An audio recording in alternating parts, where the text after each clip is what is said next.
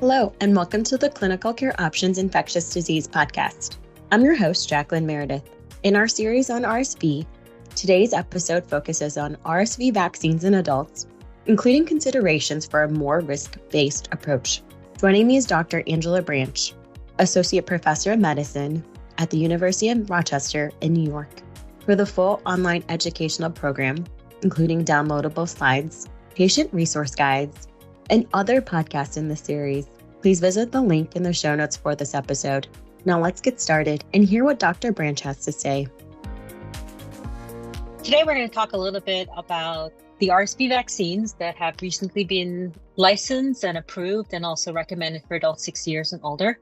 They're currently recommended under shared clinical decision-making because I think the ACIP as well as other regulatory and governing bodies have recognized that the wealth of evidence available clearly demonstrates that risk for severe RSV clinical outcomes when you have an RSV infection does in fact increase as you age. And I think there's lots of data that demonstrates that as you move from your 60s to your 70s and then from your 70s to 80s, the incidence of RSV-associated hospitalization actually doubles. And I think there's also now increasing evidence that having the presence of certain underlying chronic medical conditions also increase the risk for severe RSV disease. Now, if you go on to the CDC website or you look at the literature, you'll sort of get a whole laundry list of different conditions. And I think one of the things that clinical practitioners, many of whom are sort of learning about RSV disease in real time and wanting to be able to counsel their patients about their particular risk for severe RSV disease struggle with is how do you stratify these risks? Like, what do they mean? It's sort of similar to how we've always thought about influenza, which is that lung disease and cardiovascular disease and immunocompromise and diabetes and endocrine disease and chronic kidney disease and liver disease and just every single thing you can think of potentially could increase your risk.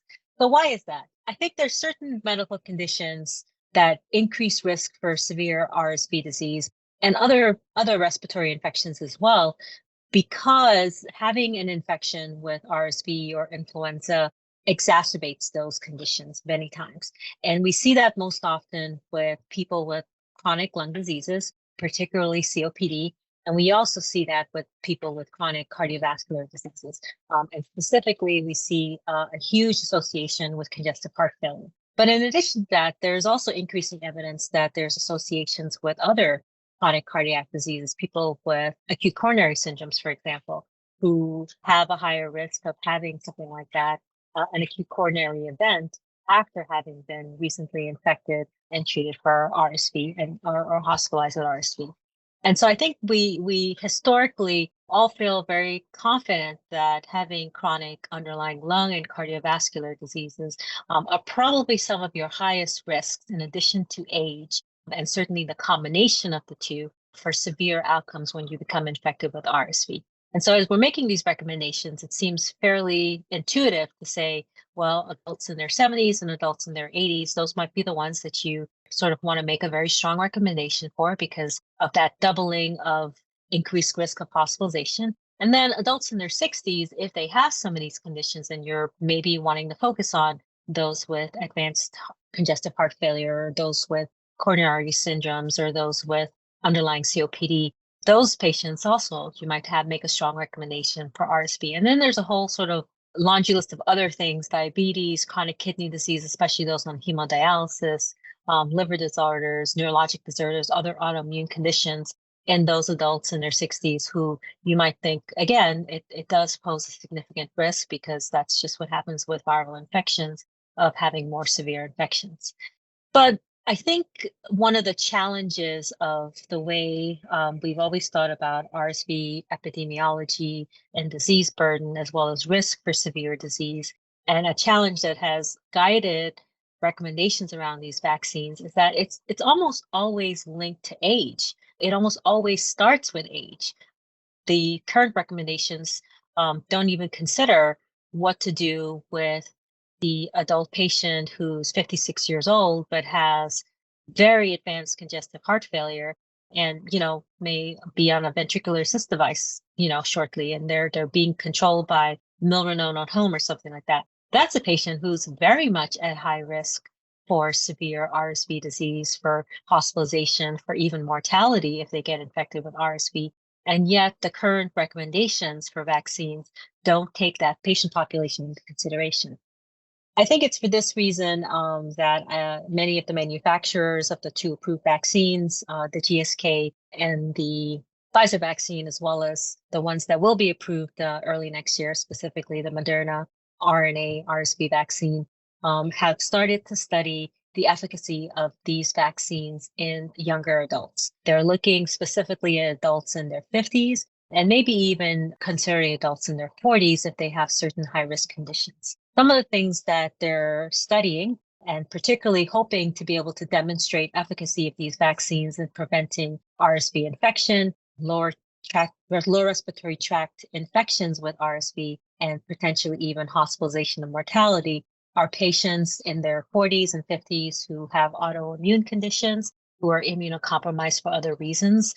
They've recently had a transplant, a solid organ or a stem cell transplant. Patients who we know have congestive heart failure or other chronic cardiac diseases, patients with COPD, because you do see patients being diagnosed with COPD in their 40s and their 50s, patients with asthma, patients with brittle diabetes, and patients with chronic kidney disease, particularly those who are on hemodialysis. So these groups are currently being studied, and there are efficacy trials that are being conducted in these younger age groups with these conditions because of the overwhelming recognition that while age is probably maybe the most clear and possibly even the most important risk factor, it's certainly not the only risk factor. And some of these other things pose a significant risk when it comes to the threat of RSV disease and severe outcomes with RSV disease. So I'm happy to say that the work is being done to study efficacy in those particular groups. And hopefully, and the ACIP has already started to consider this, the working group is already starting to look at some of the data around this. And hopefully what we would be considering over the next couple of years as we learn more about how well these vaccines work and what groups really need to be protected is moving away from a recommendation that's sort of centered around age and one that's more centered around risk, considering all risks, which do include age, but also risks that don't have anything to do necessarily with age. And I think the last thing that I think is important to sort of raise awareness around is that when you start considering if we can move away from a purely age-based recommendation or a shared clinical decision-making recommendation that's centered around that sort of age and start to consider other risks, and especially in the younger age groups, what you will address is something that I think we all have sort of a huge interest in trying to address, which is healthcare disparities. So some of the data that we've generated here in Rochester and they've generated in the CDC has shown very nicely that group of younger adults in their 40s and 50s who have some of these conditions that increase risk for severe RSV disease and hospitalization, it's a group that is disproportionately involves minority groups, specifically Hispanics, Black and African American populations are overrepresented in that 40 to 59 age demographic of adults with these chronic underlying conditions, many of which are poorly controlled.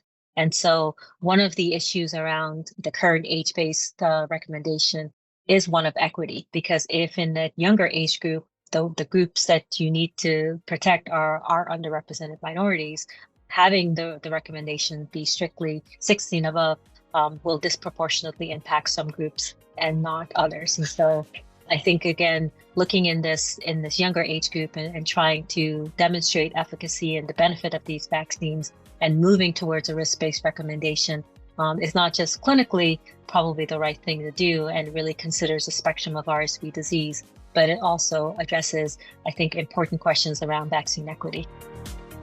Thank you very much to our faculty, and thank you to our listeners for joining in. Please be sure to check back for more episodes on important infectious disease topics. Thank you and have a great day.